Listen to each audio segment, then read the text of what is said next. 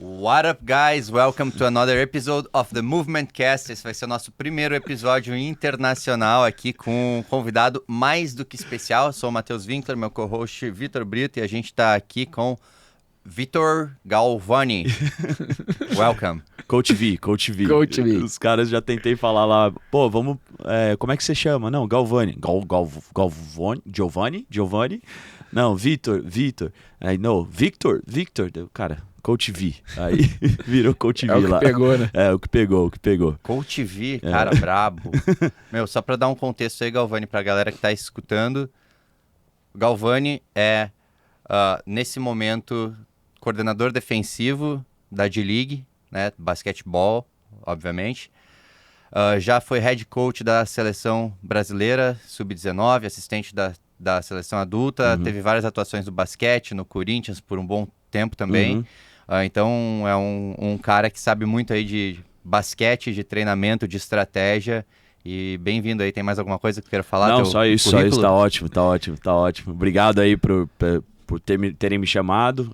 Vamos compartilhar informação aqui, vamos trocar ideia e se divertir, né? Bom demais. Obrigado pela presença aí. Você sabe que é um cara que virou meu amigo, não só parceiro de trabalho. Sim. Mas a gente troca muita ideia e eu sempre falei que eu ia trazer ele aqui. É bravo que o Vitor, antes dos convidados chegar, ele fica falando mal. Daí chega aqui assim que observação, né? Meu amigão, não sei o quê. Padrão, velho, padrão. Conheço esse tipo de gente aqui. Mas o Galva, assim como a gente chama ele, é um cara que, pra mim, um dos profissionais mais legais que eu trabalhei, porque ele respeita muito o médico dentro do esporte, do alto rendimento. A gente sabe que o nosso papel como médico ali dentro é só um mero representante, que você não faz parte. As estrelas são o treinador e os jogadores. E você trazia a nossa representatividade para os atletas, e isso sempre foi muito legal. E o nosso trabalho sempre foi muito direto, a gente sempre teve um contato, trocava muita ideia também. Cuidava dele, porque senão o cara não dorme, não faz nada. E isso era muito bom, era muito produtivo. Acho que a gente teve bons resultados através disso. E obrigado por você estar aqui, mesmo estando em carreira internacional, a gente trouxe ele de lá. Pagaram um avião, fretado, Exatamente. maravilhoso. Galvani, conta aí, falando um pouco nisso, conta como é que é teu trabalho agora, como é que é a tua atuação no basquete, para dar mais contexto para a galera. Então, como você falou, hoje eu trabalho como coordenador defensivo da equipe do Capitanes, né, a equipe que joga a D-League. É uma liga de desenvolvimento da NBA. Ela até tinha o nome de D-League, mas aí Gatorade comprou e tudo mais, e aí se tornou a D-League, mas ela continua com o mesmo propósito de ser uma liga de desenvolvimento para a NBA. E eu estou hoje na equipe do Capitanes, que é a única equipe da Latinoamérica, de todas as ligas americanas, é a única equipe fora Estados Unidos e Canadá que está no México, e a gente joga o campeonato regular ali da D-League contra as equipes franqueadas, né? Quando eu falo equipe franqueada, a partir do próximo ano, todas as equipes da NBA que tem uma equipe diretamente ligada na D-League. Então é como se fosse, assim, a maneira mais fácil de explicar, é como se fosse uma equipe sub-20, só que não tem essa restrição de idade, né? Time B, então. Um time B que joga a D-League, e aí as equipes da NBA mandam jogadores. Quando você escolhe o jogador no draft ali da NBA, muitas vezes ele não está preparado ainda para jogar na NBA. Então o que eles fazem, eles preparam esse jogador na D-League, deixa 1-2 anos ali, ele jogando, que é um campeonato com nível muito legal também, e aí depois disso os que estão preparados, né, como tem o caso do Gui Santos aí, que passou 1 ano e meio ali na D-League, depois recebeu o contrato da NBA para jogar no Golden State Warriors, esses jogadores vão para as franquias da NBA. E a nossa equipe, ela é distinta porque ela não tem uma equipe diretamente franqueada, uma equipe da NBA diretamente franqueada. A gente é independente, o que tem o lado positivo disso, porque qualquer equipe pode pegar um jogador do nosso time e levar para a NBA, que é o intuito maior, né, da liga e dos times que estão nessa liga. E como que o Capitanes capta os jogadores, sendo que não tem essa via de um time franqueado enviar assim? Então, o Capitanes, a ideia do Capitanes hoje, e é o fato de ele estar na Cidade do México, é de promover o basquete latino-americano. Então a gente tem É uma regra não escrita que a gente tenta cumprir pelo menos 8 jogadores latino-americanos dentro da nossa equipe. Até os contratos que a gente pode oferecer tem um bônus por você ser latino-americano, que a gente consegue distribuir entre os jogadores. Então a gente busca isso porque hoje, eu não vou saber hoje o número exato, mas eu sei que há 2 anos tinham 6 jogadores na NBA latino-americanos. E isso é um número muito pequeno pelo mercado que se tem para a NBA na Latinoamérica. Muito por questão do fuso horário, é muito mais fácil você hoje assistir NBA estando no Brasil, na Argentina, no México, do que estando na Europa, por exemplo. Que daí os jogos lá estão passando 4 da manhã, 3 da manhã, né, dependendo de onde você está. Então é um mercado assim muito grande. E eles querem promover, eles querem ter mais jogadores latino-americanos, porque isso, no final do dia, traz mais mídia e, enfim, ter o Gui Santos lá hoje para o Brasil é muito importante. O Mãozinha, que saiu do nosso time, foi para o Memphis Grizzlies ali, cumpriu 2 contratos de 10 dias, também pode ter uma mídia muito, muito grande assim para a NBA no Brasil. Então essa é a ideia. Hoje a gente conseguiu cumprir 10 jogadores latino-americanos em um período da temporada esse ano, nessa última temporada, e a ideia é promover realmente o basquete em toda a Latinoamérica, e por isso que a gente busca esses jogadores, né? Agora, falando em específico da questão assim, de como que a gente busca esses jogadores, existe um padrão que se adequa às regras da D-League, que são quase que inteiras, assim, completas regras da NBA. Tem alguns detalhezinhos, que é uma liga que eles também testam regras, né? Por exemplo, lance livre lá, você chuta... Eu sofri uma falta para 2 pontos, eu não chuto 2 lances livres, eu chuto 1 lance livre valendo 2, né? Até para otimizar a velocidade do jogo e tudo mais. Então eles vão testando essas regras na D-League. Mas voltando à seleção de atletas, a gente busca os atletas que se adequem às regras da NBA. Então, é um pouco diferente, assim. Às vezes você tem ocorre muito, assim, atletas que não se destacam tanto no modelo FIBA, né? Quando eu falo modelo FIBA, é como se joga aqui no Brasil, na Europa, na Ásia, em todos os lugares, que não se destacam tanto, mas eles vão para a NBA e acabam se destacando, porque a gente fala a gente estava conversando aqui antes de começar, do padrão ouro, né? Os jogadores que tem uma certa estatura, mas eles têm a envergadura pelo menos 10 centímetros maior do que a estatura. Esse aí seria mais ou menos o padrão ouro do que se busca hoje na NBA, principalmente, porque é um cara que consegue manter uma agilidade na quadra e ele também consegue alcançar mais alto na hora de disputar o rebote ali.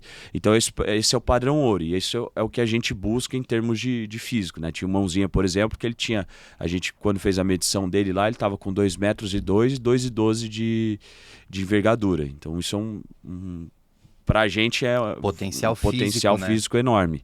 E até em função disso, né, quando os times ligavam para perguntar dele, pô, vocês têm a wingspan dele? E aí a gente tinha tudo já medido isso. E por quê, né? Porque, vou dar um exemplo assim bem prático.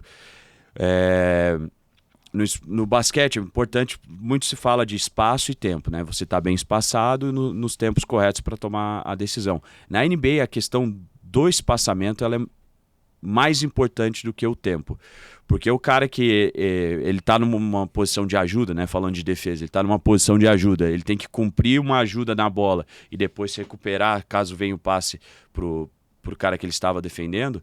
É interessante que ele consiga estar nesses 2 lugares quase que ao mesmo tempo, e aí o fator envergadura e agilidade dele auxilia muito nisso aí, para ele conseguir cumprir esse papel defensivo, nesse exemplo prático que eu dei aqui. Hoje você vê na NBA, tem os fora da curva, mas hoje, quando você joga na quadra, é o armador de 1,95, aí o lateral de 1,97, outro lateral de 2 metros, 2 metros e 3, e aí tem um pivô de 2 metros e 7, assim, já não é como era alguns 10 anos, 15 anos atrás, que você tinha um armador de 1,85, 1,82 e o pivô de 2,15.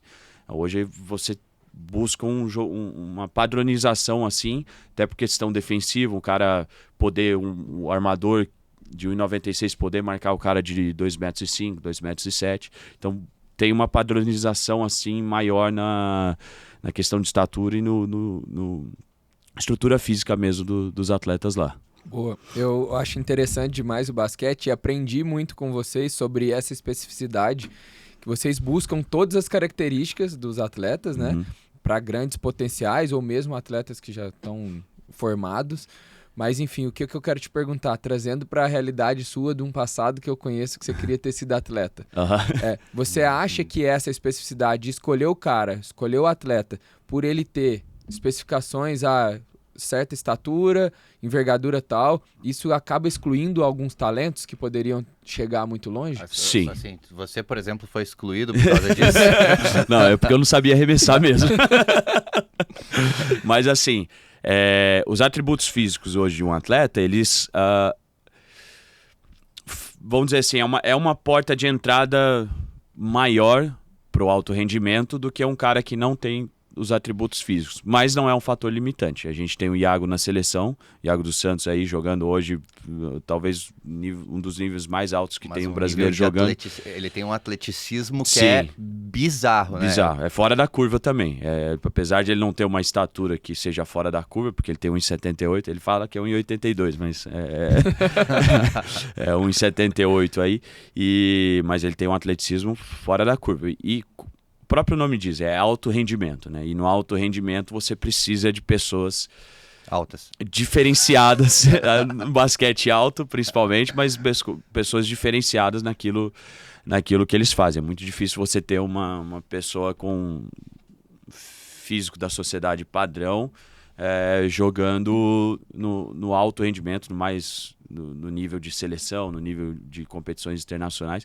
É muito difícil você ter. Então, sim, você acaba excluindo,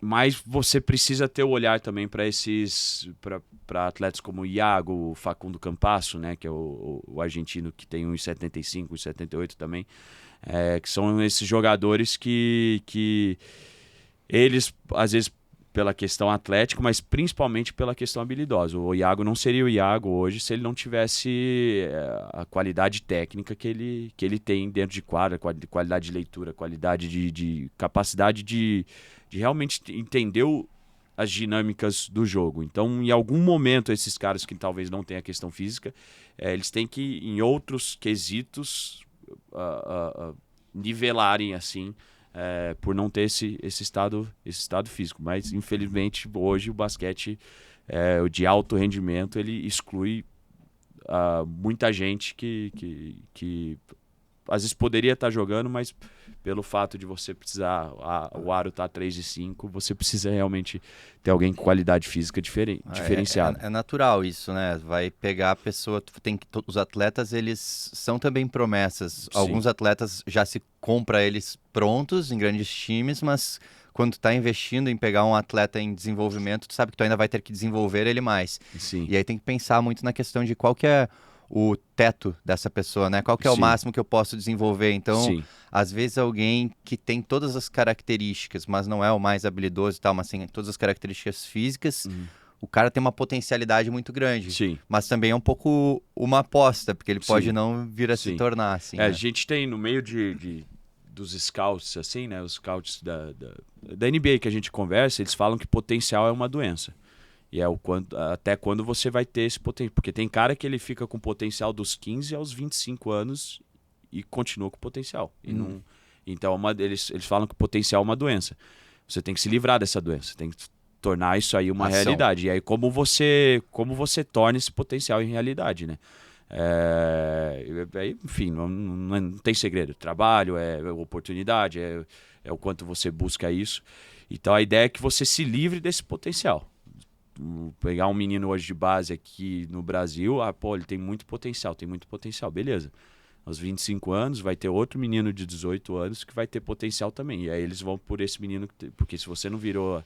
Falo 25 assim, mas tem gente que é mais tarde, tem gente que é mais cedo, mas é uma idade mais ou menos que o atleta já tem que estar vingando, vamos dizer assim. Então é importante que ele se livre desse potencial em torno dessa idade. Eu tenho um episódio com o Galva que a gente estava no Jogos da Juventude, que é jogos preparatórios do COB, né, que faz para ver novos talentos. E o Galva foi lá como... na época ele era o treinador da seleção de basquete e a gente ia pro Mundial e tava buscando talentos para poder levar, né?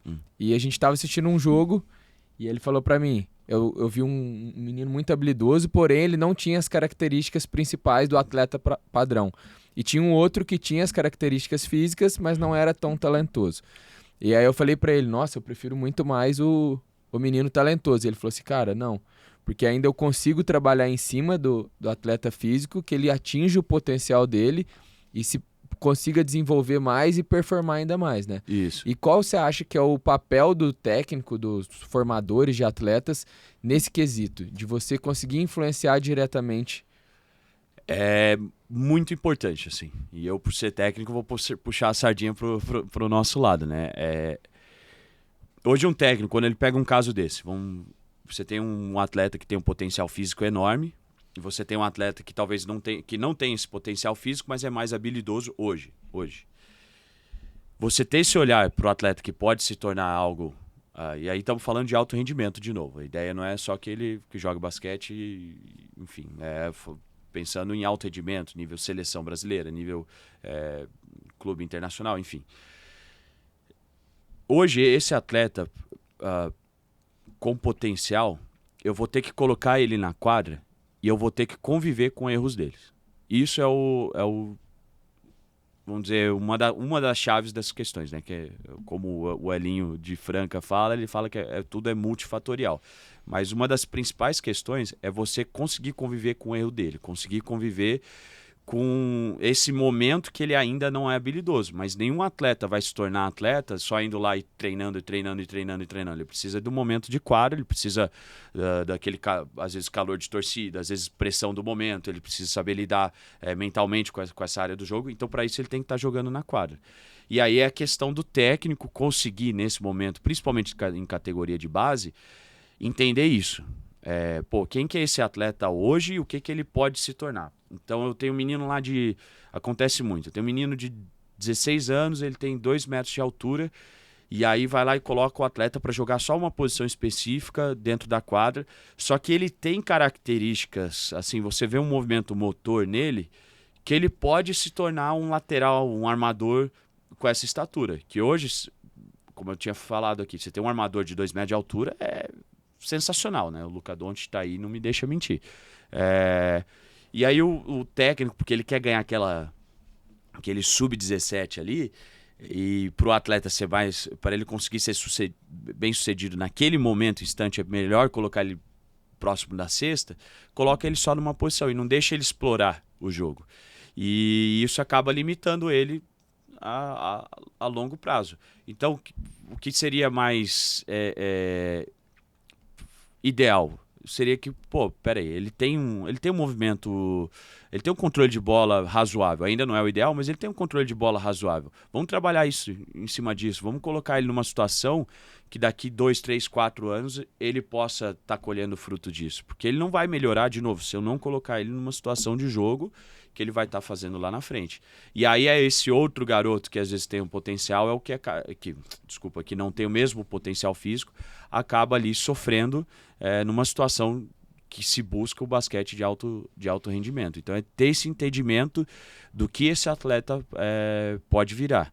E se você for citar um caso ali, que eu trabalhei bastante com ele, era o Samis, né? O Samis chegou, quando eu estava no Corinthians ali, com 16 anos, foi o ano da pandemia, ele no primeiro ano não pôde jogar ali, mas a gente já via, assim, você olhava para ele, o físico dele, apesar de muito magrelo ainda na época, ele tinha um físico, esse padrão ouro, ele já tinha a vantagem, ele era 1,92 quando ele chegou lá, acho que ele estava com 1,92 e acho que 2,7 metros de envergadura, já era uma coisa assim que a gente olhava, peraí, esse menino tem potencial. Tem potencial.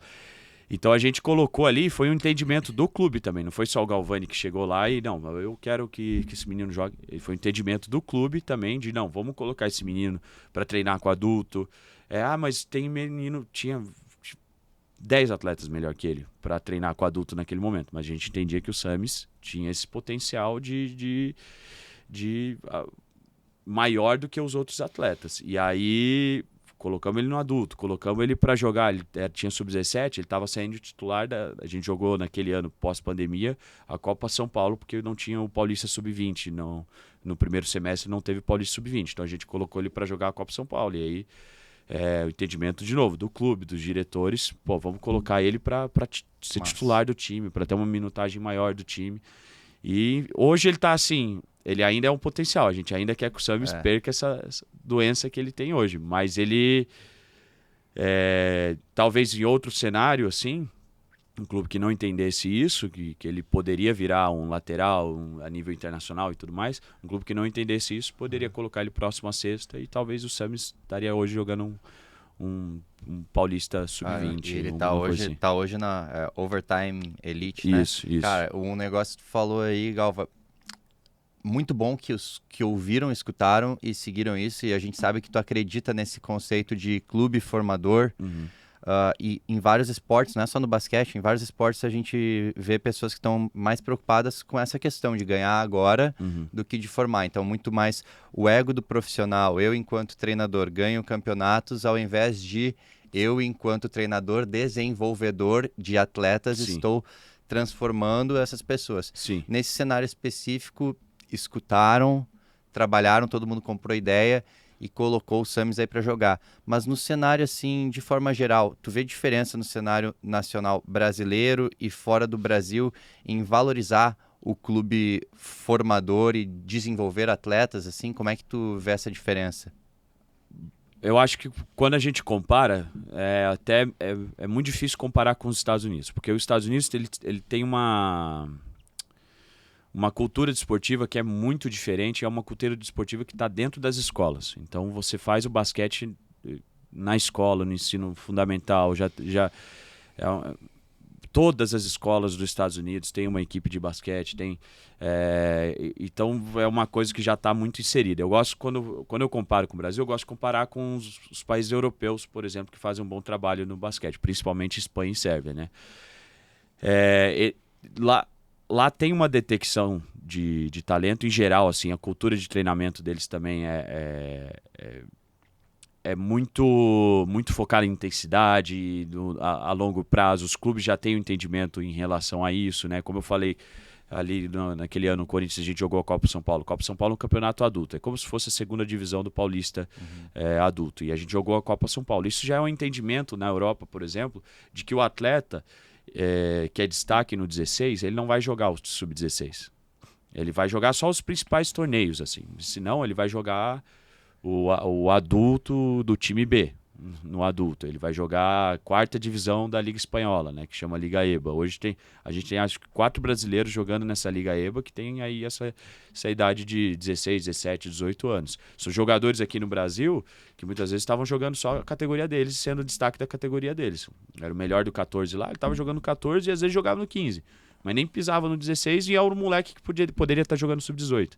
Entendeu? Então, assim, essa cultura de... Pô, você é o destaque hoje da sua categoria. Como que eu posso, de maneira natural, promover um desafio maior para você? Porque o atleta é movido a desafio, né? Os atletas que buscam alto rendimento, que buscam almejar, assim, NBA, Euroliga, eles querem um desafio maior. E eu treinar só com sub-14 e ser o melhor ali, às vezes... vai desenvolver? Vai, mas não na mesma velocidade do que eu colocar esse menino num cenário que, às vezes, a defesa que ele estava fazendo ali, o posicionamento defensivo, que ele dava uma relaxada quando estava no sub-14, porque ele já sabe que é superior em termos de leitura, em termos físicos que os outros, no sub-18 ele já não é. Então, essa cultura, eles têm, assim... um senso comum já na Espanha, por exemplo. Eu lembro que quando no período da pandemia ali, eu usei da pandemia como momento para estudar muito, né? Até para ocupar a cabeça. E eu fiz ligação para 2 gerentes de time da Espanha para entender como era esse atleta do sub-16, o que eles faziam com esse atleta destaque do sub-16. E aí eles falaram, não, pô, aqui é senso comum, a gente... coloca ele para jogar no nosso time B, que joga a 4ª divisão da Espanha, a 3ª divisão da Espanha, e aí ele vai pegando cancha, vai jogando contra os caras mais velhos, vai jogando contra os caras assim de 35 anos, que daí a porrada já é diferente, o bloqueio de rebote já é diferente. E aí quando ele está pronto não, né? Mas quando ele já está preparado porque ele já está há 3 anos jogando adulto ali do 16 ao 19, a gente joga ele pro time principal, né? Os que estão preparados. E aí ele já chega numa condição assim, de entendimento melhor, porque ele já estava tomando porrada do cara de 30 anos, 28 anos. E isso ainda, infelizmente, hoje não é... Alguns clubes fazem numa menor proporção, mas ainda não é um senso comum no Brasil. Até ontem eu estava à noite assistindo 2 clubes grandes aqui do estado de São Paulo, do Brasil. E eu estava assistindo para estudar em específico um garoto que ele tinha 15 anos e ele estava jogando categoria sub-16. E ele é o destaque hoje de 15 anos aqui no Brasil. E ele estava saindo de reserva da equipe sub-16. Mas por que estava saindo de reserva? Se é um menino que eu olhei na quadra ali, eu vi claramente que é um menino com mais... Ele não devia nem estar jogando 16, devia estar jogando... Eu devia estar buscando o vídeo do sub-18 e vendo ele jogando lá para ter essa cancha. Enfim, mas... Pô, a gente tava até falando antes, o Galva é o maior nerd do basquete, cara, que eu conheço, velho. Total. Cara, isso que a gente maior sabe nerd. pouco. Que ele conta pouco, porque ele esconde. Aquela- As noites sem sono. Nos campeonatos, né, no Sul-Americano, foi Sul-Americano, depois o Copa América, depois Copa, Mundial. Copa América Mundial. No Sul-Americano eu lembro lá no Sportville, né, que pra galera que não sabe, a gente fica um tempo antes em uma concentração, um camp assim antes. E aí eu lembro que tu chegava todo dia, cara, com vídeo, análise, gravava o vídeo dos moleques, a estratégia que tu mostrou eles fazendo, que tu explicou pra eles, tu gravava eles fazendo pra mostrar na noite, assim, quais que eram os erros que eles tinham feito, onde eles tinham comido bola ali, ficado fazendo os negócios errados. E um conceito que eu aprendi muito contigo é a carga cognitiva. Eu nunca tinha visto em prática o quanto é intensa a questão carga cognitiva também do treinamento.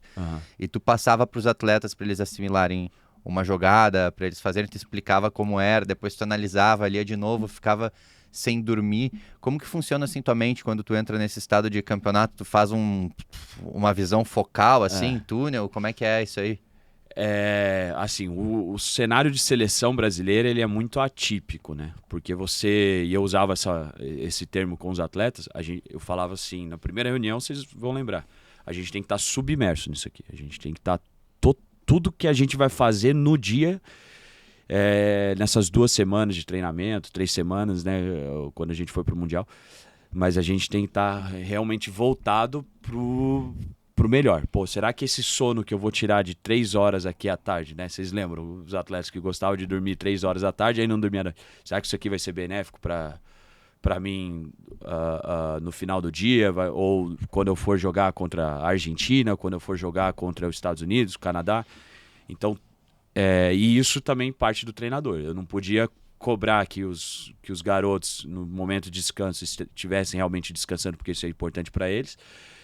Estivessem brincando, fazendo outras coisas que poderia atrapalhar no rendimento deles, e eu estivesse lá simplesmente, terminou o treino agora meio-dia, o próximo treino é 6 horas da tarde, 5h50 eu me preparo. Então, por parte do técnico, eu, Bruninho Porto e o Gabriel Milian, a gente também estava submerso de outra maneira, porque é o que o trabalho exige, e muitos vem através do vídeo, né? Dessa carga cognitiva que a gente dava para eles, assim, o que a gente cobrava de vídeo. Porque eu sabia, assim, vocês iam me matar se eu desse 4 horas de treino seguido. Então a gente também tem que entender o cenário da competição. Não podia destruir os atletas nessas 2 semanas e eles chegarem na competição totalmente fadigado e totalmente não preparado para performar ali no alto rendimento que seria cobrado deles, a competição. Então, às vezes nada substitui o treino, mas às vezes tem uma questão do vídeo que eu posso mostrar ali num ambiente que eles estão sentados, eles estão focados, eu estou corrigindo aquilo ali e mostrando para eles, evidenciando para eles quais eram os pontos que a gente queria desenvolver no ataque, melhorar na defesa. Então a gente utilizava do vídeo, meia hora antes de todo o treino, a gente colocava o vídeo ali para eles, pô, beleza, porque é isso aqui que o Galvani às vezes ficava mais claro, né? Tem diferentes maneiras também, né? Tem atleta que às vezes ele aprende melhor pelo vídeo do que pela quadra, e tem o contrário também, né? Um não substitui o outro, mas é importante você ter isso num cenário de seleção, porque como eu falei, eu não posso dar 2 períodos de 4 horas, apesar de que podia melhorar, no terceiro dia já iam estar acabados, aí o departamento médico lá, vocês já trabalhavam muito e iam trabalhar bem mais. Então, o resumo é, a gente, como comissão técnica ali, precisava fazer um trabalho diferenciado nesse cenário de seleção, porque a gente precisava incluir muita informação num período curto de treino. E o acessório do vídeo nos auxiliava muito. Eu acho isso legal do basquete, porque eu não vi em nenhum outro esporte que eu trabalhei. Trazer essa especificidade para o atleta até em forma de vídeo. Então eu lembro várias vezes você sentando com cada um deles, fazia reuniões no quarto para poder passar, você vai marcar amanhã talvez esse ou esse. E aí o cara já entrava no jogo sabendo tudo que ia acontecer. Sim. E isso é algo que, assim, incrível, a utilização da tecnologia e o quanto vocês se preparavam para aquele momento. Sim. Né? Sim. Então, esse processo de formação para esses atletas trazer algo que você trabalha nos Estados Unidos, no México, enfim, para esses atletas, eu acredito que também faz parte desse processo de formação. Sim. Não só estar na quadra, né? Então, ele já começa, porque pensa se ele for para fora, vai para os Estados Unidos e nunca viu isso. Ninguém nunca passou para ele. Então, trazer isso para ele nesse processo até muito jovem, isso é muito legal. E até eu lembro no Mundial, você ter levado um atleta muito jovem, né? Que você falou, cara, eu preciso que ele sinta o que é estar no Mundial. Porque quando ele for disputar na categoria dele, ele vai estar muito mais preparado. Sim. E muita cancha que a gente fala, né? Para poder disputar e tá muito acima desses caras, né? Sim, sim. E eu acho uma outra coisa muito interessante também, o como você trabalha com os outros profissionais de staff, né? Do time, da equipe. E não só essas questões que você falou de quadra, de vídeo, enfim, mas como você trocava ideia com a gente, dava espaço para a gente poder acrescentar o nosso conhecimento. Porque muitas vezes ali, vocês sabem o quanto que o estar dentro da quadra é importante, só que você escutava que eu poderia te falar, Galva, o atleta tal pode ter uma sobrecarga e pode ter uma lesão e tirar ele. Então, várias vezes eu falava, será que eu converso com ele? Falo que eu vou ter que tirar uma semana o cara. E você sempre comprou a ideia. E isso fez com que nós, praticamente, eu acho que a gente não teve um atleta que a gente ficou impossibilitado de tirou do campeonato ou algo do tipo. E que foram 3 competições, né? Sim, sim. Então, podemos falar que essa via funcionou. Sim. Teve algumas brigas nesse meio tempo, né? Normal. E prevaleceu sempre a conversa, o diálogo. E uma coisa que a gente fazia também era reunir a comissão inteira e falar, olha, o que vocês acham que eu posso mudar? O que vocês acham que tem para fazer? Tem alguma coisa que não foi conversada. Era muito passado para todos para ter uma decisão única, né? Isso, para mim, no alto rendimento não tem como não existir pensando na melhor performance. Só para não ser só tu aí rasgando seda, falando sério mesmo também, cara, eu notei assim, no preparatório ali do Sul-Americano e do Mundial, trabalhar contigo, tu faz uma excelente gestão de equipe, escutando todos os profissionais e botando todo mundo na roda, porque tem muito ego elevado dentro do esporte, a gente sabe, em todas as posições, tanto médico quanto treinador, e às vezes um tenta outshine, né, o cara quer brilhar mais do que os outros, ao invés de, não, peraí, vamos escutar o que tu sabe, o que tu é bom. E eu lembro de uma situação, assim, específica de um atleta que chegou de um outro campeonato, tava com uma pneumonia ali maltratada, não sei o quê, e eu fui falar contigo, Galvani, era um atleta bom, né, que eu sei que tu queria ele na viagem, e eu falei, cara, ele tá com essa pneumonia, não tratou, já tá 1 mês enrolando com isso, passou em outro médico, não falou pro treinador do time dele, a gente tem que ver se tem uma complicação, ele tem que fazer uma tomografia, vou levar ele amanhã pro hospital e tal. E tu só concordou, falou, não, cara, leva. Não, tu tem que fazer. Tu não me questionou nada, tu não ficou... Às vezes as pessoas ficam querendo questionar. E aí o que eu achei mais da hora foi que tu falou assim, Doc, fica aí, que eu vou chamar ele pra conversar. Chamou ele pra conversar, começou falando... Tu não falou de basquete, de campeonato. Tu falou de um negócio de conduta de ética pessoal dele. Tu é uma criança, tu mudou completamente, assim, tu entrou num papel, assim, De brabo, pai. assim, de De pai. pai. Que merda tu tá fazendo? Tu tem noção do quanto tá colocando a tua saúde em risco? tu é um imbecil, um irresponsável, tu passa num médico, ele te fala pra tomar um antibiótico, tu não toma. Tu não fala pro treinador. Tu não fala pra mim. Que tu é criança? Meu, tu deu um esporro nele, Daí tu falou, tu vai fazer o que o doc falar, não venha me pedir pra treinar, pra não sei o quê, não fique, se o doc te falar, não fica insistindo, não fala mais comigo hoje, amanhã tu vai lá com ele, tá? Não precisa falar mais nada. E a gente ainda tem os cortes, tá? Só pra tu saber, mesmo tu ficando bem, ainda tem o corte. Daí ele saiu e tu falou pra mim, ele precisava levar esse esporro, mas eu quero muito levar ele. Então, tipo, tu passou ali pro cara, tu doutrinou ele, assim, tu passou um negócio que ele precisa para a vida dele, né? Não só pro esporte, cara, eu achei isso do caralho. Assim. Isso é formação de atleta. E eu sei, porque você sempre me contou que um dos seus maiores sonhos é formar atletas, e não só atletas, mas pessoas. E isso pra mim é incrível, saber que isso é um sonho seu e o quanto você faz bem, já te falei isso.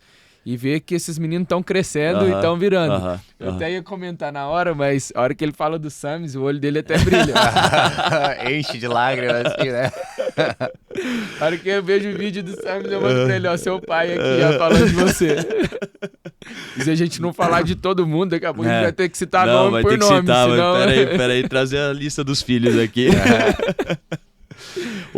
Mas vocês estavam falando dessa parte, assim... multidisciplinar, né, que tem numa comissão técnica hoje, e eu acho que assim, eu acho parte do princípio que primeiro eu tenho que acreditar nas pessoas que estão comigo, e eu já trabalhei em diversas comissões técnicas, eu já trabalhei com um técnico que não era o que ele falava, e era somente o que ele falava, da maneira que ele queria seguir, e ele estava certo, e o treino tinha que ser de 2h30, e não podia ser de outro jeito. Eu vou te falar, todo dia eu queria dar o Fernandão, né? A gente se cobrava muito. 1h10 de treino. Não, eu queria dar 1h30. Mas eu não podia extrapolar o que era uma solicitação da... E a gente sempre trabalhou, igual o Vitão falou, com diálogo, né? Era uma solicitação. Nunca foi imposto. Não, esse menino não vai treinar. A gente sempre conversava. E eu tinha que sempre acreditar no conhecimento das pessoas que estavam comigo, né? Porque, afinal, elas estavam comigo lá por algum motivo. E principalmente no cenário de seleção, o próprio nome já fala, é seleção. Então, seleção dos melhores. E eu acreditava que eu estava com os melhores. Se eram ou não eram, eu acreditava. A gente tinha desde do Cadum, que era o gerente técnico ali da seleção, até... médico, físio, assistente, eu acreditava em todo mundo que eles eram o melhor dentro da área deles. Então, eu acho que quando você tem um ambiente assim que as pessoas acreditam entre si, você acaba aquelas arestas assim que às vezes ficam mais... mas você viu o que o Galvani falou lá? Ou você viu o que o médico... Você tá vendo o que o médico tá falando? Tá errado aquilo ali. Mas, peraí, por que eu não vou lá e falo com ele? Por que eu não vou lá e busco... assim, Vitão, por que você acha que ele não precisa treinar? Não, por causa disso. Então tá. Então, eu não tenho conhecimento da área específico para ele. Então, eu acho que tudo parte do princípio de realmente acreditar nas pessoas que estavam com a gente. E eu vi, assim, nessas conversas, nessas interações, que eu estava lidando com mais alto rendimento ali do que eu já tinha trabalhado, né? Vocês rasgaram cedo aí, mas é recíproco a admiração que eu tinha também por vocês, porque eu via não só pessoas que tinham conhecimento, mas principalmente que estavam dedicadas àquilo, estavam com um propósito daquilo. Então, eu seria muito louco de não acreditar totalmente no Vitão, sabendo que se eu acreditasse, e isso eu vejo assim, eu tenho uma pessoa lá que acredita em mim, que tá me dando responsabilidade, ele vai chegar lá e vai dormir um dia, 2h porque ele tá tratando o atleta. E era disso que eu precisava. Eu precisava de alguém, e o Vitão sempre falava isso, que fizesse um pouco a mais. Eu não podia ter o cara que chegasse ali e batia cartão, porque no cenário de seleção você precisa de alguém que faça um pouco a mais. E isso eu fiquei realmente admirado, assim. Eu gostei muito de trabalhar com todas as pessoas que estiveram na comissão técnica ali nesses 2 anos que a gente, pouco mais que 2 anos que a gente teve junto, porque eu sentia que eu estava trabalhando com os melhores dentro da área, e esse diálogo que a gente tinha me fez crescer muito, porque, por exemplo, eu vou citar o Kadum. O Kadum, ele tava Pera, vou ter que parar. Já citou o Kadum 2 vezes, cara. Ó, citou o Kadum 2 vezes. Traz um Paulinho, presente. ó, traz um presente. Pode trazer aí, pode trazer. Aqui, ó, Kadum, a gente sabe que tu tá escutando isso aqui, ó. A gente sabe que você iria presentear o Galvani com essa daqui. A gente não é patrocinado pela Coca, mas a Coquinha Zero, isso daqui é clássico dos dois, né? Sagrado, Os dois amam. sagrado. Ó, um presente pra ti em nome do Kadum. E Kadum, você tá convidado aí pra participar do Movimento Cash. Agora pode seguir. Agora melhorou o ambiente aqui, mas pra falar do Kadum precisa ter uma Coquinha Zero. A gente sabia que ia vir o tema Kadum, a gente já preparou a Coquinha Zero. Muito bom, excelente. Então, por exemplo, o Kadum, cara, além da Coquinha Zero, que ele era um craque e era sagrado estar em todas as refeições, ele tinha uma... ele tem aqui tatuado 3 Olimpíadas, né? Se eu não me engano, que ele participou. 3 Olimpíadas. Então, seria muita ganância minha, né? Não sei se é a palavra certa, de falar, não, eu sei tudo de seleção brasileira e eu tinha um cara aqui que tá... O Kadum não precisava fazer o que ele fazia com a gente. Ele não precisava estar lá. Não, ele tem a carreira dele, hoje é comentarista e tal. Mas ele não precisava estar lá, mas ele fazia por amor aquilo ali mesmo. E, então tinha um cara que ele tinha um amor pela seleção brasileira, ele tinha uma experiência como atleta. Se eu não, uma hora ou outra, pedisse pra ele, Kadum, troca uma palavra lá. E eu lembro de uma questão prática, assim, no Sul-Americano, ele estava assistindo o vídeo assim, ele... Galvani, posso falar uma coisinha aqui? Kadum, se você não puder falar, Não, por favor, Kadum. E era uma questão do lance livre lá, e ele abordou de uma maneira muito natural. Coisa que eu poderia ter falado também, assim. Mas, pelo fato de ter vindo dele, com a experiência que ele tem, com a bagagem que ele tem, você recebe de uma maneira diferente. Então seria muita ganância minha falar, não, eu que tenho que falar do lance livre pro atleta, porque eu sou o técnico aqui. E não é assim. E isso é o lance livre, isso é a questão médica do Vitão, é a questão do físio que tinha com os 3 físicos que a gente teve ali com o Silvânio, o Rafa e depois o Igor. Eu tinha que confiar nessas pessoas para eles serem realmente especialistas e se sentirem confortável para fazer o melhor daquilo que eles têm na área deles, né? E eu não vejo outra maneira de você trabalhar. A minha experiência na D-League, por exemplo, a gente trabalha hoje numa comissão que tem um técnico, aí eu como assistente técnico, coordenador defensivo, a gente tem um coordenador ofensivo, tem um técnico de desenvolvimento individual de atletas, a gente tem um coordenador de vídeo e cada técnico tem um estagiário que trabalha para si. Caralho. Então, por exemplo, se eu não souber trabalhar com todas as pessoas e saber motivar e dar liberdade também para essas pessoas no momento certo ouvirem, falarem e a gente conseguir ouvir, porque já teve informação que o coordenador de vídeo ali, que na escala de importância, né, de hierarquia da comissão, era o menor, né, só estava acima dos estagiários, mas já teve informação que ele falou assim, que a gente, peraí, mas é verdade, isso que ele está falando, uma análise que ele fez lá, então vamos por esse caminho. Se você não tem uma comissão que se sinta importante, né, valorizada, eu acredito que é clichê falar, né, mas que 2 cabeças pensando, pensa muito melhor que uma. Então, se a gente tiver 8 cabeças pensando, cada um dentro respeitando as suas áreas ali, mas buscando esse um pouco a mais dentro da minha área, eu acho que só tende a crescer. E foi o que eu busquei fazer. Errei, acertei,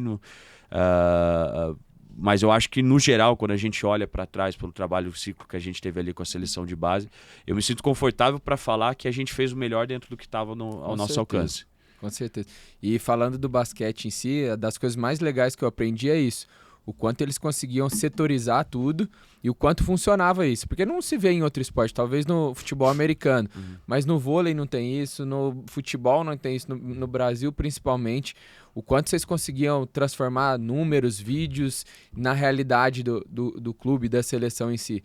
E isso é algo muito difícil quando você não tem uma gestão de grupo, né? Sim. E fazer essa gestão de grupo é muito difícil, não é nada fácil você lidar com ego, lidar com pessoas que querem crescer na vida também.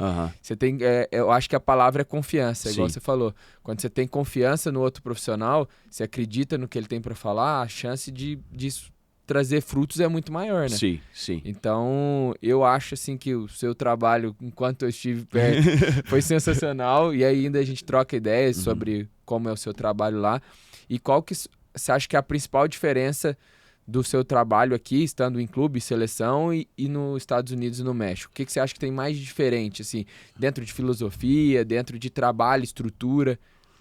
O primeiro é essa confiança que se tem na questão multidisciplinar. Assim, eu já acreditava nisso e quando eu fiz parte ainda até hoje faço parte da comissão técnica do Capitanes, eu vi que isso é uma coisa já enraizada lá. Então, por exemplo, voltando ali, né, eu tenho técnico, eu como assistente técnico, coordenador defensivo, eu fazia metade da pré-eleição era minha, metade da pré-eleição era do técnico. Hoje eu não sei, eu não conheço um treinador hoje aqui no Brasil que trabalha dessa maneira, assim, que dá tanta liberdade. Já trabalhei com muitos que me davam liberdade ali para opinar, sessão de vídeo, em scout das outras equipes, mas é nesse ponto, assim, de, pô, eu começava a pré-eleição com o time e depois vinha o técnico.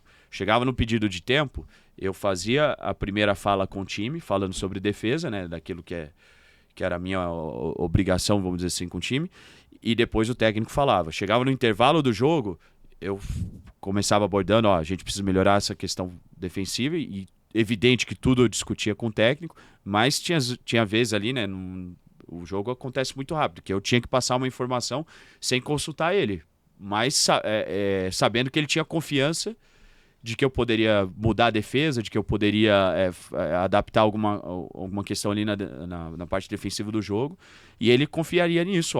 Depois do tempo ali eu falava, mudei a defesa, a gente vai fazer 2 posses zonas, defesa-zona, e depois a gente vai para individual. Ele, não, tudo bem. Então isso era com toda a comissão. Né?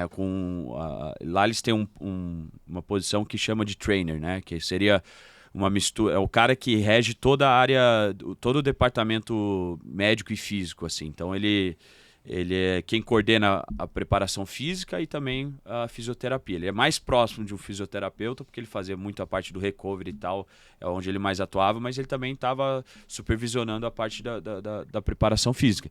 Então o nosso técnico também dava total liberdade, perguntava, pô, quanto que pode ser o treino, qual que é a minutagem que eu posso dar, pode ter contato hoje, e ele ouvia, e ele também coordenava a parte dele, então ele ouvia dos outros físicos que trabalhavam com ele, pô, esse atleta hoje a gente tem que segurar ele. O preparador físico, pô, eles me deram feedback, né, que a gente fazia as escalas lá, que eles estão muito cansados hoje. O ideal seria um trabalho meia quadra sem contato.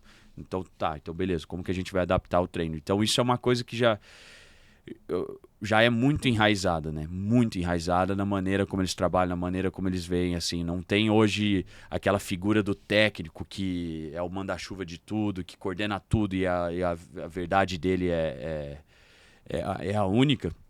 Isso já não existe lá. Hoje uma comissão técnica da D-League já tem toda essa quantidade de gente, né? Você vai para uma comissão técnica da NBA hoje, você tem 12 assistentes técnicos. Então, você precisa saber trabalhar e dar uma liberdade e também controlar, né? Como que você controla isso? Porque também muita liberdade, vai sair cada um falando o que convém, então é saber manejar isso aí. Ter um equilíbrio, né? Isso.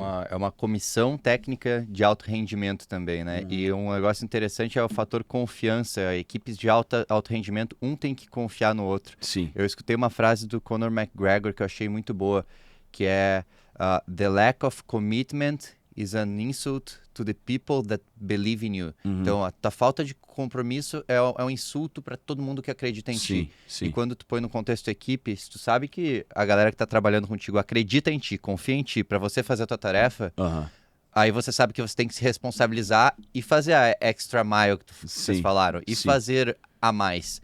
E aí tu tem uma equipe que tem um rendimento extraordinário porque todas as peças estão funcionando, se sentem independentes para pensar, sabem, podem expressar suas ideias, trazer para a mesa, obviamente, como tu falou, não cruzando certas fronteiras. Só que isso é um padrão que tu falou que lá tá muito para frente e aqui a gente ainda está desenvolvendo isso, desenvolvendo esse pensamento.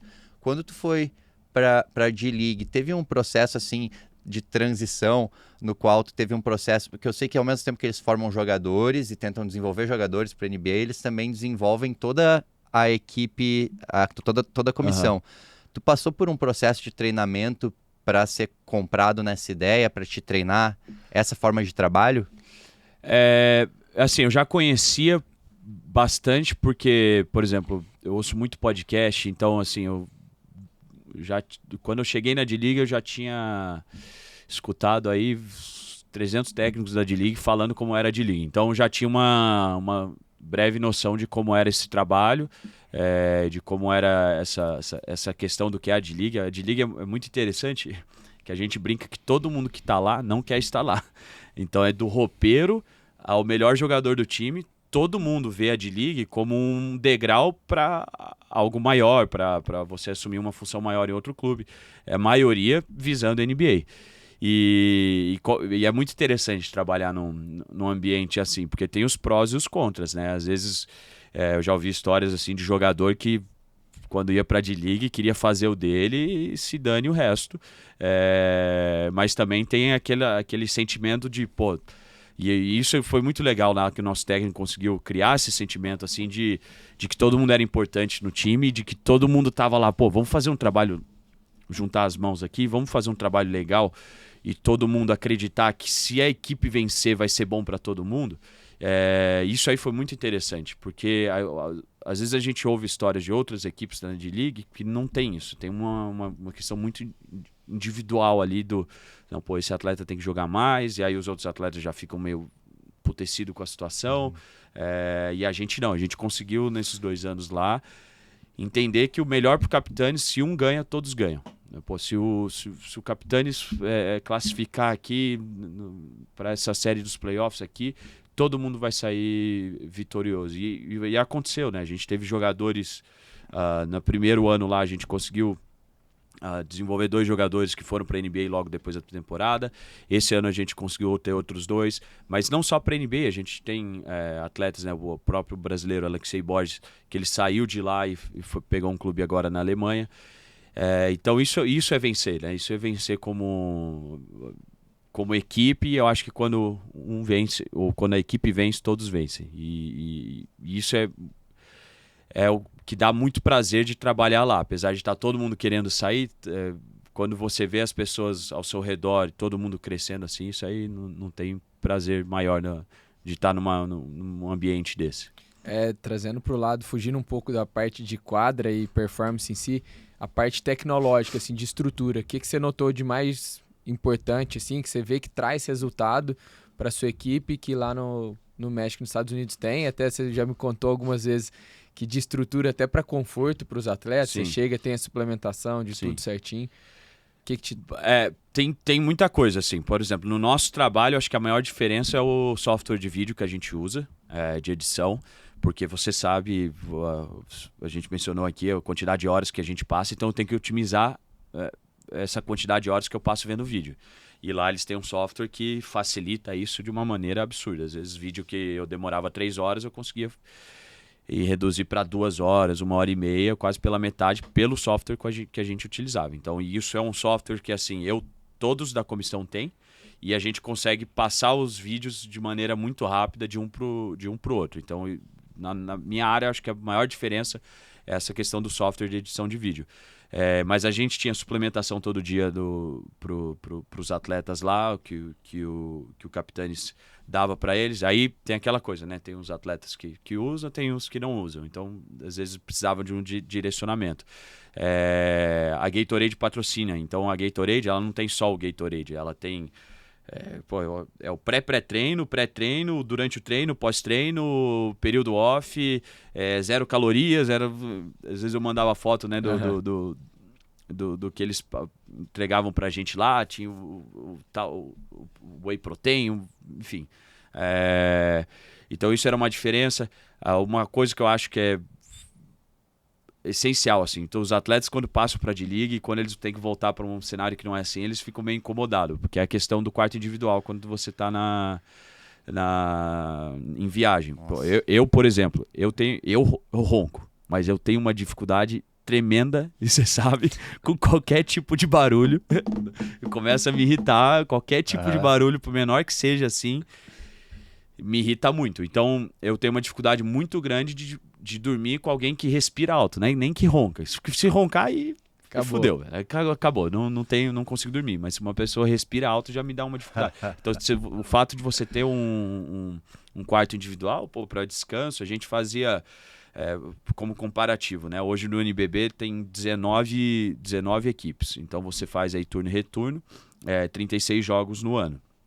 Só que a temporada começa em outubro e acaba dia 15 de abril aí a temporada regular. A gente, lá na D-League, a gente tem 50 jogos, então 14 a mais, de novembro a março. Então começa dia 6 de novembro e acaba no finalzinho de março. Então a quantidade de jogos que a gente faz é muito grande. São 3, 4 jogos na semana. E o fato de você ter essa possibilidade de dormir, de ter o seu próprio quarto, as viagens, por exemplo, os atletas, é obrigação da liga pagar ou corredor ou saída de emergência para os jogadores, para eles terem mais espaço para a perna. Então tem algumas detalhes assim da liga que ajudam nessa parte de recovery. E aí fora, por exemplo, eu vejo que quando eu trabalhava aqui tinha uma dificuldade muito grande para o equipamento de fisioterapia. Não precisa desse rolinho a mais, não vamos levar isso aqui, não vamos levar aquilo ali. E lá não, 3 malas do time, mas malas, pagava mala extra, bagagem extra, porque entendia que aquilo ali era crucial para o atleta. Então era os bands, tudo, a gente tinha 3 malas só para essa parte de preparação física e tal, para o conforto do atleta, né, para o recovery do atleta. Então acho que essa era outra diferença em termos de equipamento, de preocupação com o recovery dos atletas. Porque como eu falei, é muito jogo. Às vezes a gente não conseguia treinar tanto assim porque tinha muitos jogos em sequência. Então era importante também no período de recovery deles a gente tivesse os equipamentos necessários. Teve um quinto profissional que tu falou na equipe de vocês, não sei se o quinto ou o último, que é alguém para desenvolvimento individual do atleta. Isso aí me chamou a atenção também. Como é que é isso? Então, esse é Denis Soto, o nome dele. Ele é um venezuelano-americano. Pô, ele é muito craque no que ele fazia. Muito craque. Porque, assim, a gente dividia os atletas, a responsabilidade de cada treinador. Cada 4 atletas, um treinador era responsável. Então, quando a gente assistia o jogo, eu tô assistindo aqui o Vitão. Aí, pô, ele vi que essa aqui ele cortou para direita, cortou para esquerda, arremessou quando devia arremessar. Eu também já cortava os clipes para no dia seguinte eu sentar individualmente com o Vitão e mostrar o trabalho que a gente ia fazer e o porquê que a gente ia fazer. Então tinha o vídeo que a gente passava para a equipe, mas também tinha o vídeo individual. Então eu sentava com o Vitor lá, ó, você precisa melhorar isso aqui, vamos trabalhar isso. Esse cara, ele tinha um olhar geral sobre isso. Então, antes da temporada, ele passou detalhadamente, ó, eu assisti aqui os vídeos do Vitor, ele precisa trabalhar o corte para a esquerda dele, ou esse tal passe aqui, ele ainda não domina, a gente precisa trabalhar porque já entendi a D-League, ele já é o 4º ano dele na D-League, então já entende bem como funciona os tipos de defesa e tudo mais. Então ele fazia um estudo individual do atleta e passava pra gente. Dava um micro, assim. Né? Pra gente, a partir disso, ter um olhar. Pô, o Dani falou lá que a gente precisa trabalhar com esse atleta aqui e tal. Então eu já direcionava o trabalho e aí tinha um acompanhamento estatístico também. Pô, o percentual dele a gente tinha como meta que fosse 36%. Ele tá chutando 33%. Então vamos tentar aumentar isso? Como que vai aumentar? Então ele auxiliava também o nosso trabalho. E ele dava palpite na defesa, dava palpite no ataque e voltado para essa questão individual técnica, assim. Então, ele é muito craque no que ele faz, porque bizarro, velho, bizarro. É por isso que eu me encantei tanto com o basquete depois que eu comecei a trabalhar diretamente. Porque essa forma de tratar individual e ter profissionais para cada área, cara, não consigo ver o alto rendimento sem isso. É o que eu acredito. Muito fera. E também todo mundo a desculpa não, mas tem muitos atletas, como é que eu vou fazer isso? E eles conseguem. Quantos atletas vocês têm no clube? Do Capitanes? Do Capitanes hoje. 12. E dentro da seleção também muitas vezes era mais, né, antes dos cortes, mas a maior parte eram 12. E consegue trazer isso para esse número, porque trazendo para esporte individual, consegue-se fazer isso, né? Um Uhum. tenista. O cara tem todos os Uhum. mínimos detalhes de tudo. E vocês Sim. conseguiam trazer para 12 Sim. ao mesmo tempo, com Sim. profissionais de altíssima qualidade usando a tecnologia. Sim. Então isso é legal demais. E uma outra coisa que você comentou foi a questão do sono, né? Aham. Dos atletas terem o próprio quarto sozinho durante viagem e tal. E a gente sabe o quanto é importante, o quanto é relevante o sono. O Sim. recovery hoje em dia tem muita tecnologia também, mas o principal forma de recovery é ter um sono de boa qualidade. Sim. E a gente sabe que os atletas de hoje em dia, rede social, jogo de videogame, eles querem se distrair, querem fazer as coisas, e isso interfere diretamente. E dentro do nosso trabalho, enquanto a gente estava junto, eu sempre falava, a maior dificuldade nossa é controlar o sono deles. Aham. E a gente tentava conversar com os meninos, fazer uma parte psicológica Sim, até, né? sim. De tentar fazer umas aulas interativas, de poder trazer para eles a importância do sono. Só que ao mesmo tempo eu brigava com o Galva que o sono também era importante para ele. E aí eu queria te perguntar, na sua vida hoje, eu sei que dentro da seleção é um tiro curto, a gente tinha um mês de preparação, às vezes um pouquinho mais. Dentro do Capitanes, eles aconselham vocês, os treinadores em si, a ter uma qualidade de vida, a treinar, a dormir bem, como que é lá? Pra performar, né? Porque vocês também performam. Sim, sim. Assim, é difícil, porque a gente tem questões de viagens e tudo mais. Então, assim, é difícil, mas é extremamente necessário. Então, uma coisa também que eu vi quando eu trabalhei lá, já é meio... Outra coisa que é enraizada também, é os assistentes, quando tá tendo alongamento dinâmico ali com os jogadores, os assistentes estão fazendo também, porque eles participam ativamente do treino. E aí, por exemplo, eu criei uma... Porque no meu primeiro ano, para mim era tudo novo, eu não tive uma rotina de exercício assim. Eu não consegui fazer uma rotina de exercício lá. Eu até tentei, mas aquela coisa, hoje vou ficar aqui mais meia hora editando vídeo. Se adaptar a um país novo, a uma rotina e eu nova. não consegui. Aí eu lembro que quando a gente saiu de férias, acho que eu até contei essa história, minha esposa tirou uma foto, tava sem camisa, com meu filho no colo, assim, eu olhei e falei, meu Deus do céu, cara, que desgraça. Eu falei, não posso, isso aí tá muito feio. Então eu contratei um profissional ali para minha segunda temporada, que fazia o atendimento online, para eu ter uma rotina assim de exercício físico. E eu sabia que, se eu tivesse pagando um profissional, se eu tivesse uma rotina de treino lá que o cara preparou para mim, eu iria me dedicar mais. E foi realmente o que aconteceu. Então, assim, eu vi... É uma coisa que a comissão já entende isso, porque a comissão, o fato de você não poder dar tanto treino 5 contra 5, assim, pegado, muitas vezes os próprios técnicos têm que fazer parte do exercício. Então, assim, se eu tivesse com um físico totalmente despreparado, quando eu tivesse que demonstrar algum exercício ali, eu tivesse que participar de algum exercício com os jogadores, não ia ser efetivo naquilo ali. Ia travar as costas aí, ia travar, que nem os artistas amigos nossos. Então, assim, e isso me auxiliou. Esse ano eu posso falar assim, esse ano eu consegui estar mais preparado, porque na primeira temporada lá eu chegava muito cansado, porque tinha viagem que a gente chegava 2 da manhã, tinha que sair 5 da manhã. Teve uma viagem lá que a gente chegou do jogo, era 11 horas, a gente tinha que sair 3 da manhã para pegar o voo de 2 escalas para chegar na outra cidade que já ia ter jogo no outro dia, assim. Então, se você não tivesse conseguisse criar um cronograma, assim, de quando que eu vou me exercitar hoje? E quando eu falo me exercitar, não é que eu ficava 1h30, né? Eu fazia 40 minutos. Quando eu pedi pro profissional lá, eu falava, eu quero 40 minutos, não vou fazer. Se você me passar um treino de 1 hora, eu não vou fazer. Tem que ser 40 minutos. E aí é o que eu conseguia fazer. E os hotéis que a gente ia, normalmente tinha academia 24 horas. Então, assim, cansei de 11h30 da noite. A gente chegava 10 horas, fazia o que tinha que fazer de vídeo ali. 11h30 da noite eu fazia, porque no dia seguinte sabia que a gente ia conseguir dormir um pouco mais tarde. Então, acordava um pouco mais tarde. Mas eu fazia academia naquele dia. Isso eu não sabia que era tão importante até fazer. E me auxiliou muito, assim, quando vocês falaram de performar. Eu já me sentia mais animado pro jogo, eu já me sentia mais motivado, assim.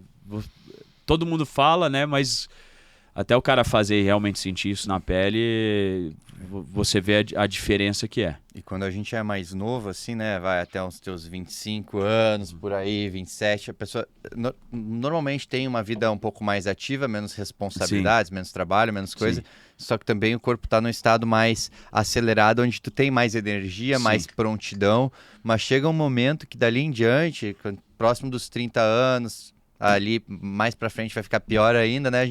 Tu para de fazer coisas, pô, o corpo vai decaindo e tu não tem mais o mesmo nível de energia. Então, tá treinando muda completamente porque tu consegue manter o vigor físico pra estar de pé, pra estar se movimentando, pra estar indo.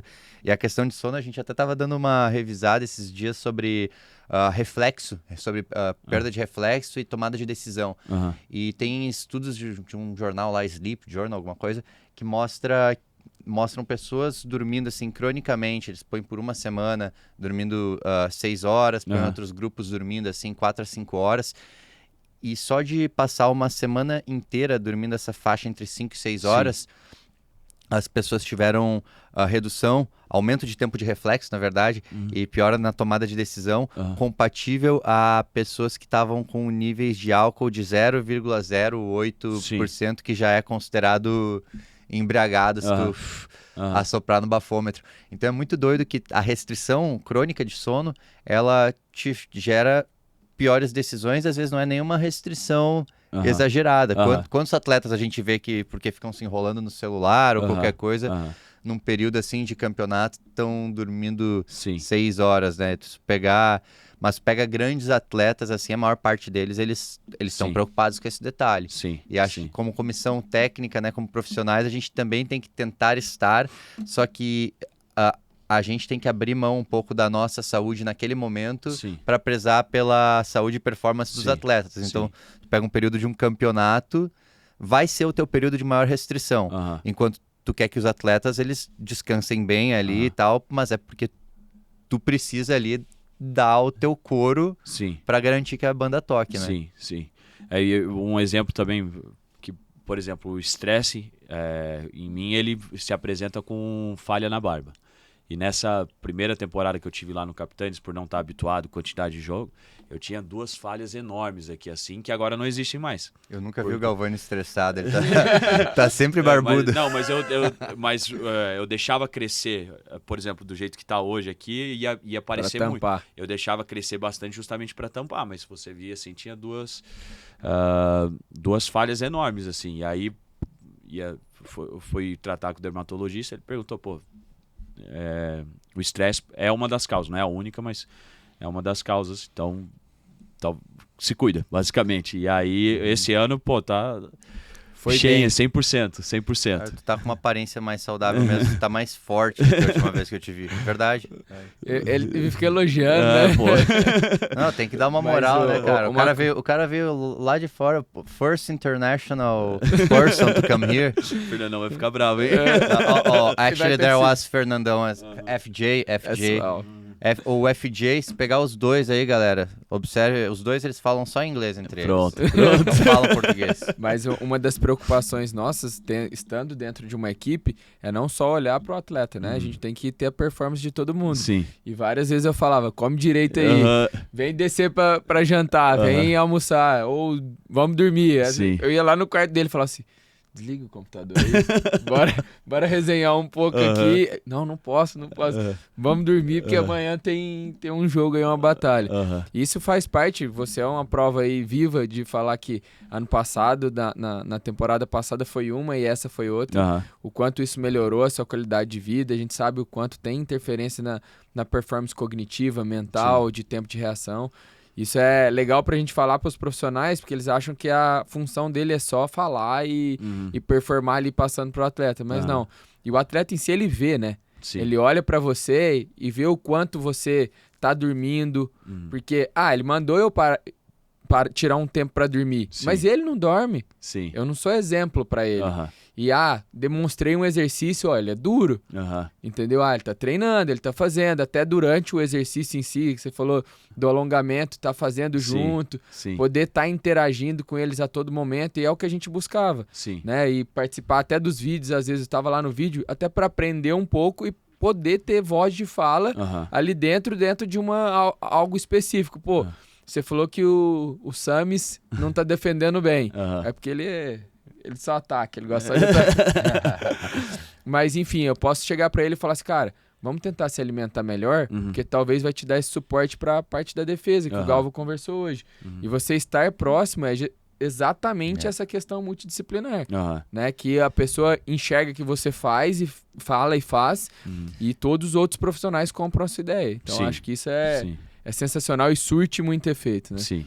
A gente tem que ir caminhando aí pro final, mas eu quero uma consideração assim especial. Tu falou no início aqui, Galva, uma reflexão sobre às vezes, será que a gente está vivendo o que é a nossa verdade ou a gente fica vivendo o sonho dos outros? E eu já ouvi a tua história de como foi tua trajetória no basquete e tu enfrentou muitos desafios porque tu teve que lutar contra coisas internas, monstros internos, pressão de família, muita coisa. E, claro, a gente só chegou aqui e te apresentou como o cara que tá ali, lá e tal, como se não tivesse tido nenhum desafio. Mas fala aí um pouquinho da tua filosofia de vida e como foi enfrentar tanta coisa para buscar a tua verdade. Sim, sim. Bom, a gente já falou aqui, meu sonho era ter sido jogador de basquete, né? Mas além da dificuldade, da limitação de estatura, eu também tinha uma limitação técnica, não conseguia arremessar, treinava, não conseguia arremessar, e talvez eu não tinha um coach, igual eu mencionei do Danny ali, que dessas instruções para melhorar a mecânica assim e tal. Mas eu sempre, o basquete para mim, ele foi um meio de inserção, assim. Então, porque eu morava em Campinas, e aí com 7 anos eu fui para Joinville, e Joinville é uma cidade, assim, pessoal muito conservador, né? Então eles têm as amizades lá que você faz de criança e fica até a vida adulta, e é difícil você entrar num círculo de amizade desse. Então o basquete, ele foi o meio que eu encontrei, assim, de realmente me inserir num círculo de amizade, encontrar amigos ali, e eu comecei a me destacar quando era pequeno ali, não a destacar a nível de seleção e nada, mas destacar no clube que eu participava lá em Joinville. Então ele foi esse meio de inserção, e aí eu comecei a ver nele, assim, primeiro como atleta, essa questão de o prazer, que não tem nada melhor no mundo do que ver você melhorar naquilo que você faz. Não tem nenhum melhor sentimento do que você ir lá e treinar a bandeja de esquerda e você conseguir executar depois a bandeja de esquerda. Não tem... A coisa mais legal do mundo é você sentir que você está melhorando.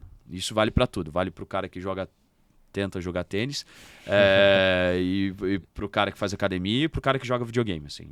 Você passa de fase no videogame, é um desafio que você quer sempre melhorar e te dá muito prazer. E isso foi o que me motivou. Eu falar, tô melhorando. E aí chegou um período da minha vida, né? Vou contar muito breve aqui, que meus pais queriam que eu fizesse engenharia. Eu queria continuar jogando basquete, e acabei cedendo para engenharia. Mas nesse primeiro momento eu comecei a dar treino também. E eu vi que, por um motivo ou por outro ali, eu conseguia passar esse mesmo sentimento que eu tinha para os atletas, de que melhorar era muito legal. E isso me fez chegar a outra maneira. Eu posso ajudar as pessoas a melhorarem naquilo que eles estão fazendo. E aí tomei um gosto muito grande por isso. Meus pais, eles tinham uma pressão muito grande para que eu fizesse engenharia, porque os dois são engenheiros, formaram no Unicamp e tudo mais. E depois de um período assim, meu pai, ele viu que eu queria seguir o basquete. A gente chegou num consenso de que a gente deveria...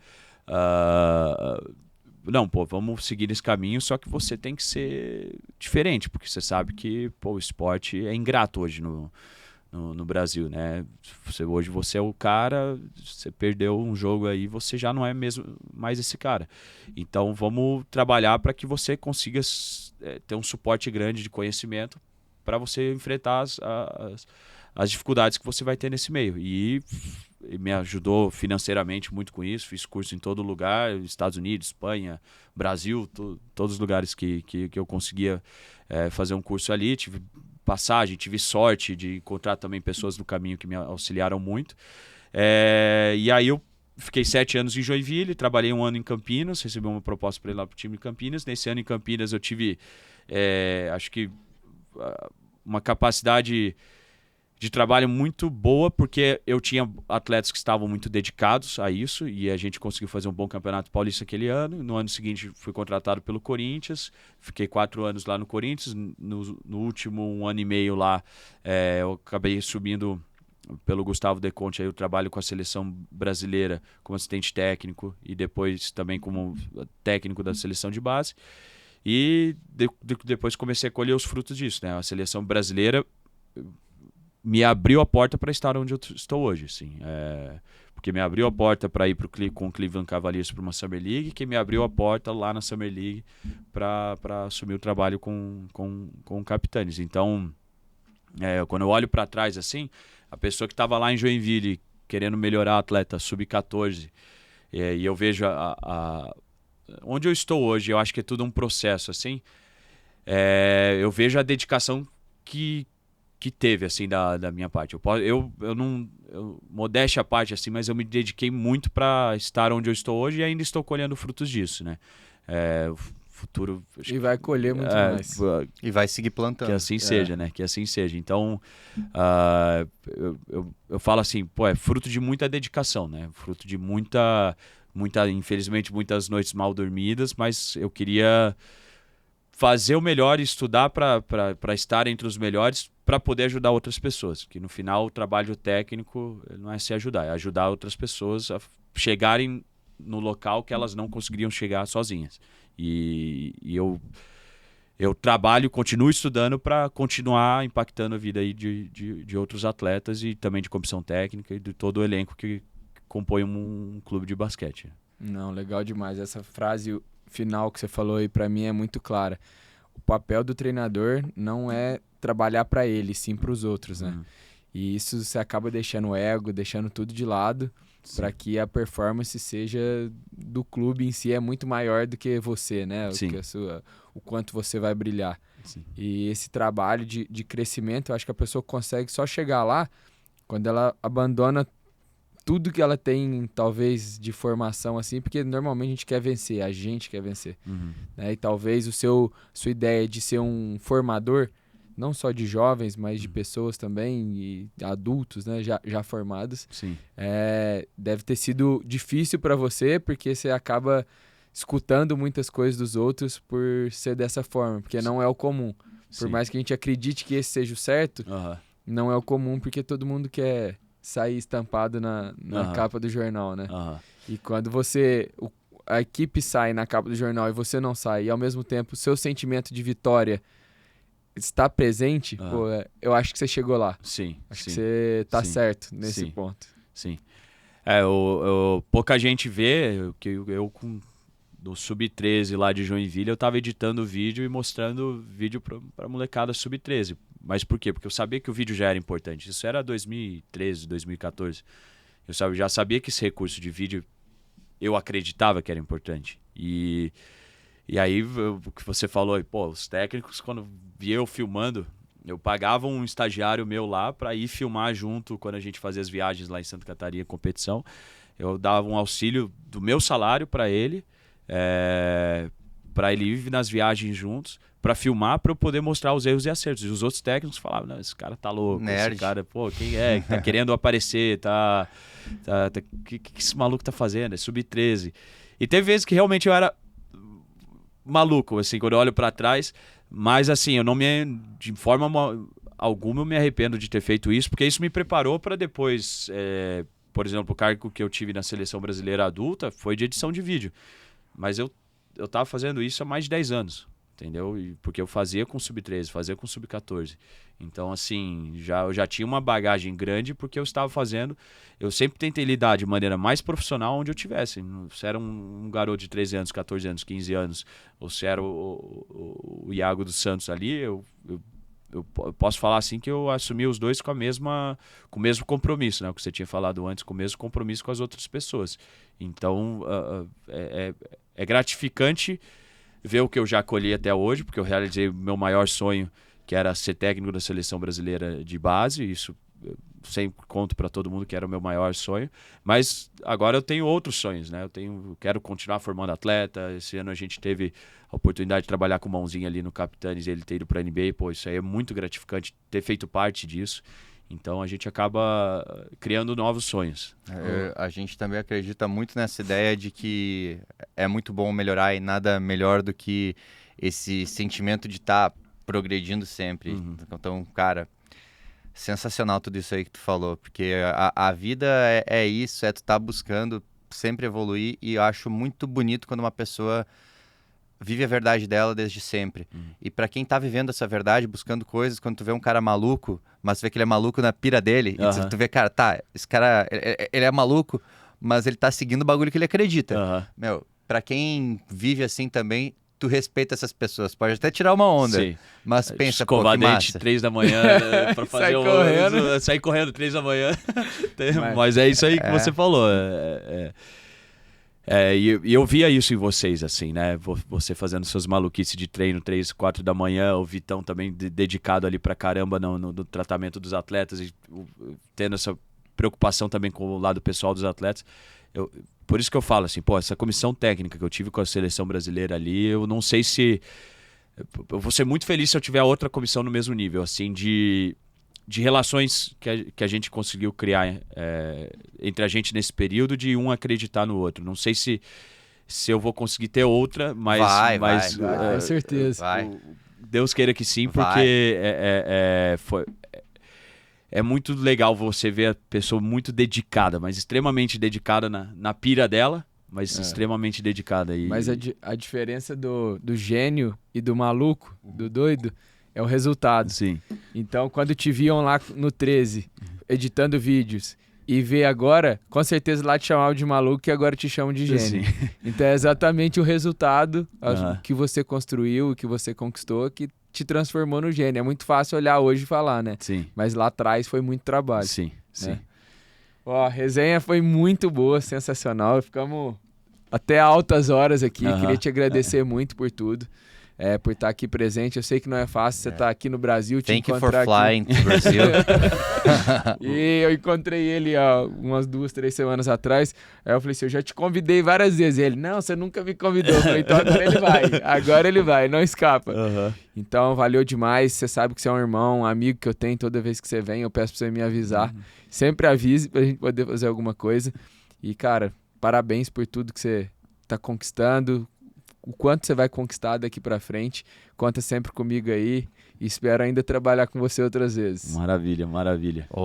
Quer deixar umas palavras finais aí pra gente, Galvani? Não, eu queria agradecer, assim, porque, de novo, já falei isso, é muito bom estar com pessoas como vocês, assim, que eu vejo que se dedicam, que fazem extra, que tem essa mesma intuição, assim, de ajudar as outras pessoas. Eu vivi isso com vocês lá, quando você fazia a apresentação da questão do sono para os atletas. Pô, não precisava fazer isso. Não tava no seu... Ninguém mandou você lá porque você precisava fazer uma apresentação. Foi uma coisa que você viu a necessidade e entregou isso para os atletas, e tantos outros exemplos que a gente tem nesse período de seleção. Então, pô, eu fico muito feliz, assim, de talvez passar uma informação. Se uma pessoa ouvir isso, se tiver uma pessoa que seja minha mãe, e dessa conversa que a gente teve, tirar uma informação, para mim tá meta cumprida, assim. Então, agradeço demais o convite de vocês. Fico aberto às próximas aí, a gente fazer uma resenha da comissão inteira aqui. Sentar todo mundo. Mas, pô, muito obrigado. Muito legal participar do programa de vocês, e é isso. Valeu. Pra quem tá aí de casa assistindo, né, galera, aquela coisa de sempre, envia esse episódio para aquela pessoa que pode se beneficiar dele e curtir, e não deixa de nos seguir, dar aquela avaliação 5 estrelas, porque é isso que nos possibilita trazer convidados internacionais.